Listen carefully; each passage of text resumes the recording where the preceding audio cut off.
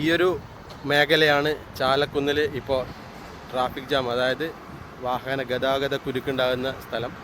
പ്രധാനമായും പറയുകയാണെങ്കിൽ ഇനിയും ദേശീയപാതയുടെ ഈ ഒരു ഏരിയയിൽ, ഈ ഒരു മേഖലയിൽ മാത്രമാണ് പണി പൂർത്തിയാകാനായിട്ടുള്ളത്.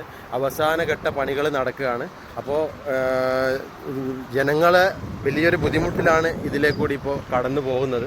കാരണം നമുക്ക് കൂത്തുപറമ്പിലേക്ക് പോകുന്ന വാഹനങ്ങളിപ്പം ഏകദേശം 2 കിലോമീറ്റർ ചുറ്റി യൂ ടേൺ അടിച്ച് പോകേണ്ട ഒരവസ്ഥയുണ്ട്. നമുക്ക് അറിയാം, ഈ ഒരു സർവീസ് റോഡിൻ്റെ പണി ഏകദേശം ചാല ജംഗ്ഷന് വരെ പണി തീരുവാണെങ്കിൽ ശരിക്കും ആ ഒരു ജംഗ്ഷനിൽ നിന്ന് ലെഫ്റ്റ് കയറിയിട്ട് പോകാനേ ഉള്ളൂ. ഏകദേശം ഒരു 100 മീറ്റർ പോകേണ്ട സ്ഥലത്ത് ഇപ്പം 2-3 പോരാ, ഒരു 5 കിലോമീറ്ററെങ്കിലും ചുറ്റിയിട്ടാണ് വാഹനങ്ങൾ പോകുന്നത്. ജനങ്ങളുടെ സമയനഷ്ടവും അതുപോലെ തന്നെ ഈ ഒരു വാഹനങ്ങളുടെ